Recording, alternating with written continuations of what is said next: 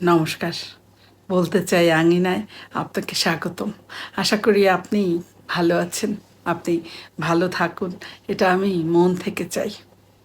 চলুন আজকের প্রসঙ্গে যাওয়া যাক। যে সয় সে রয়। আমাদের সমাজে প্রচলিত একটি শক্তিশালী প্রবাদ। আর এই প্রবাদটি নিয়ে এর আগে আমি ভিডিও বানিয়েছি, চাইলে দেখে নিতে পারেন। এই যে একটি শক্তিশালী প্রবাদ, যে সয় সে রয়।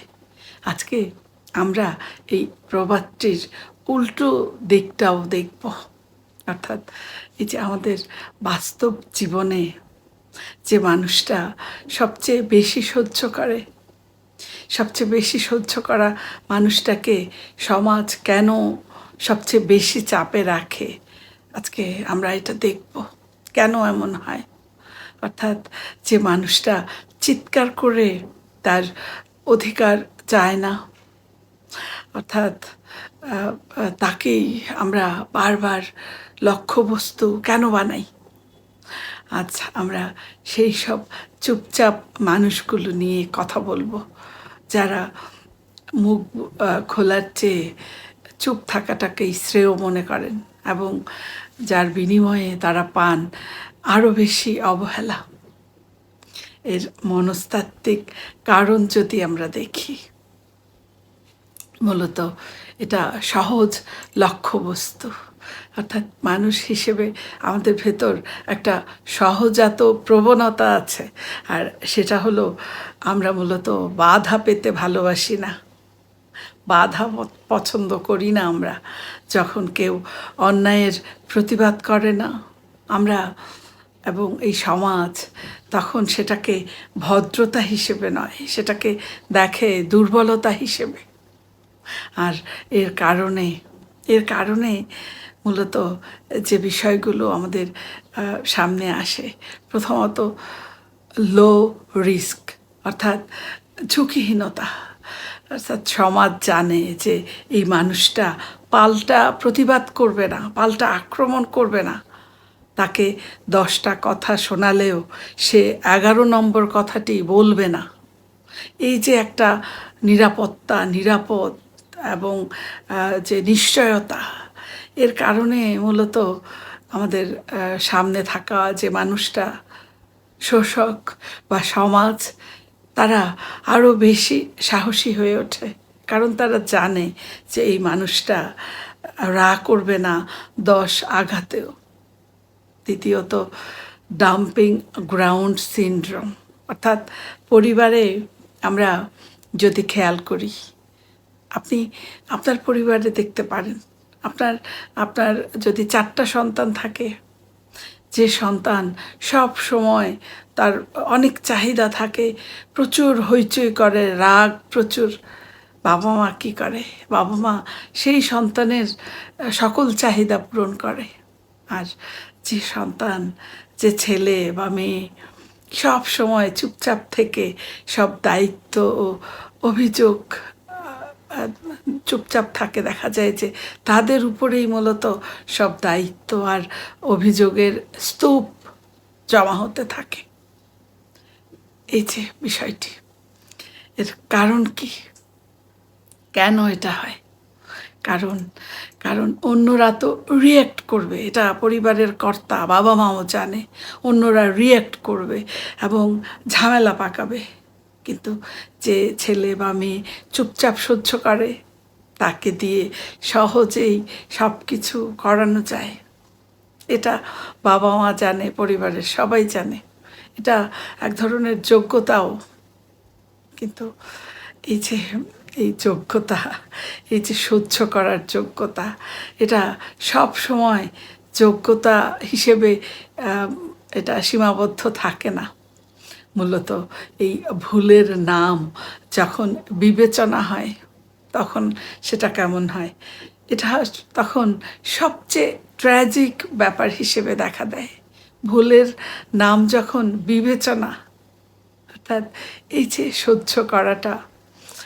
সহ্য করাটাকে সমাজ অনেক সময় কর্তব্য হিসেবে নেয়। এটাকে সমাজ অনেক সময় কর্তব্য মনে করে। অর্থাৎ প্রথম দিন আপনি হয়তো চুপচাপ সহ্য করেছেন শান্তি রক্ষা করার জন্য, দ্বিতীয় দিন হয়তো আপনি চুপচাপ সহ্য করেছেন নিজেকে বড় প্রমাণ করার জন্য, কিন্তু তৃতীয় দিন আপনি যদি চুপচাপ সহ্য করেন তাহলে সমাজ মনে করে যে এটা আপনার ধরন, এটা আপনার চরিত্র, এভাবে সমাজ চিন্তা করে। আর সেজন্যই আপনি এরপর যদি কোনো ঘটনায় প্রতিবাদ করেন তখন সমাজ আপনার দিকেই আঙুল তুলে আপনাকে বলে যে তুমি তো আগে এমন ছিলে না, তুমি এখন হঠাৎ করে এরকম বেয়াদব হয়ে গেলে কেন, এরকম প্রশ্ন আপনাকে করে সমাজ। এই যে আপনার দীর্ঘদিনের যে ধৈর্য, মূলত এই দীর্ঘদিনের ধৈর্যের বিরুদ্ধেই সমাজ এটাকে অস্ত্র হিসেবে ব্যবহার করে। আমাদের সবাইকে মাঝে মধ্যে এই নীরবতার মাসুল গুনতে হয়। এই যে এই ক্রমাগত যখন আমরা নীরব থেকে, যে মানুষগুলো এই ক্রমাগত নীরব থেকে চাপে পড়েন, আমরা সেই মানুষটার ভেতর কি চলে তার খোঁজ কখনো নিতে চাই না। আমরা কখনো ভেবে দেখি না সে মানুষটার ভেতরে কি চলছে। হয়তো তারা নিজেদের উপরে বিশ্বাস হারিয়ে ফেলছে, অথবা হতে পারে যে তাদের ভেতর এই যে তীব্র ক্ষোভ, এগুলো জমা হতে হতে তারা বিষণ্ণতায় ভুগছে এখন। আবার হতে পারে যে তাদের জীবনে বড় সিদ্ধান্ত নিতে তারা এখন ভয় পাচ্ছে। এই যে সহ্য করতে করতে এবং এই প্রক্রিয়া ক্রমাগত চলতে চলতে আমাদের ব্যক্তিত্বের উপরে যে প্রভাব পড়ছে, আমরা এই জিনিসটা একসময় হয়তো বুঝতেই পারি না। আর অন্যেরা এর সুযোগ নিচ্ছে, অন্যেরা আমাদের এই ভালো মানুষের সুযোগ নিচ্ছে। মূলত সমাজ সেই চুপচাপ সহ্য করা মানুষটাকে ভালো মানুষের সার্টিফিকেট দেয় ঠিকই, কিন্তু এই সার্টিফিকেটের নিচে চাপা পড়ে তার নিজস্ব যে সত্তা আর স্বপ্নগুলো, এগুলো চাপা পড়ে যায় সেই সার্টিফিকেটের নিচে। এজন্য আমাদের বিকল্প দিকটাও ভাবতে হবে। আপনারা নিশ্চয়ই বলছেন যে তাহলে উপায় কি? আমরা কি তাহলে ঝগড়া করতে শুরু করব? আমরা কি তাহলে আজকে থেকে উচ্চস্বরে কথা বলতে শুরু করব? না, একদমই নয়। আমরা ঝগড়া শুরু করে দিব না, কিন্তু মূলত আমাদের বুঝতে হবে এই যে আমাদের ধৈর্য বা আমাদের যে আত্মসম্মান, এই শব্দ দুটোর মাঝখানে যে সূক্ষ্ম একটা পার্থক্য রয়েছে, এটা বুঝতে হবে। অর্থাৎ আমরা অবশ্যই ধৈর্য ধারণ করব, আমরা সহ্য করব। সহ্য করাটা এটা একটা বড় দক্ষতা, এটা অবশ্যই করব। কিন্তু যখন এটা আমাদের আত্মসম্মানকে নষ্ট করে দেয়, তখন আমাদের সচেতন হতে হবে, এবং আমাদের এই সহ্য করাটাকে যখন অন্যরা তাদের সুযোগ হিসেবে ব্যবহার করে, তখন আমাদের সতর্ক হতে হবে। আর এটা বুঝতে পারাটাই হলো আসল কথা। আমরা যেভাবে এই সতর্কতা অবলম্বন করতে পারি, মূলত আমরা বাউন্ডারি সেট করতে পারি। আপনি কতটুকু পারবেন আর কতটুকু পারবেন না, এটা আপনি স্পষ্ট করুন। আপনি একটা বাউন্ডারি সেট করতে পারেন, তারপর আপনি স্পষ্ট কথা বলুন। এই যে স্পষ্টবাদিতা, এটা একটা বিশেষ যোগ্যতা। এটা সবসময় এই চুপচাপ সহ্য করাটা, এটা কখনোই একজন ব্যক্তিত্ববান মানুষের পরিচয় হতে পারে না। যখন মূলত আপনার আপনার উপর অবিচার হবে কিংবা আপনার চোখের সামনে কোনো অন্যায় আপনি হতে দেখবেন, তখন আপনি সবসময় যে চিৎকার করতে হবে এমন নয়। অনেক সময় নিচু স্বরেও আপনার দাবি আপনি প্রকাশ করতে পারেন।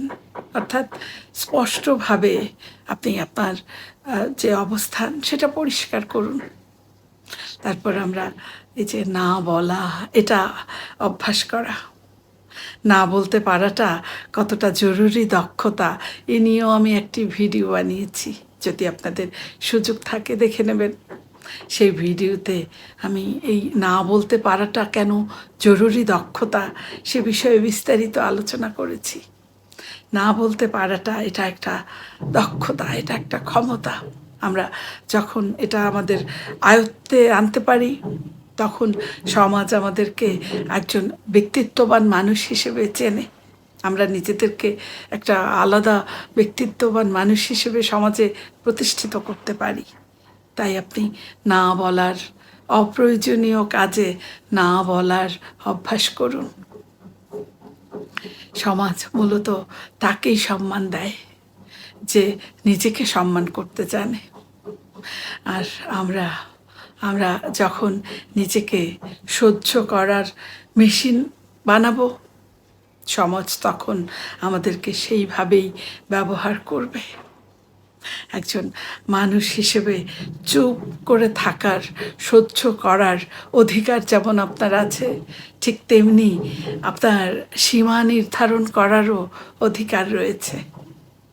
আপনি আপনি যখন মুখ বুঝে সব সহ্য করেন, অনেক সময় এটা হয়তো হয়ে যেতে পারে অন্যায়কে প্রশ্রয় দেওয়া। তাই যে সয় সে রয়, এটা যেমন সত্যি, ঠিক তেমনই সত্যি অন্যায় যে করে আর অন্যায় যে সহে, দুজনেই সমান অপরাধী। তাই চলুন আমরা সতর্ক হই। আপনার জন্য রইল অনেক অনেক শুভকামনা। আর সেই সাথে আপনাকে অনেক ধন্যবাদ এতক্ষণ আমার সাথে থাকার জন্য। আবারও কথা হবে নতুন কোনো ভাবনা নিয়ে। ততক্ষণ আপনি খুব ভালো থাকুন, সুস্থ থাকুন। শুভরাত্রি।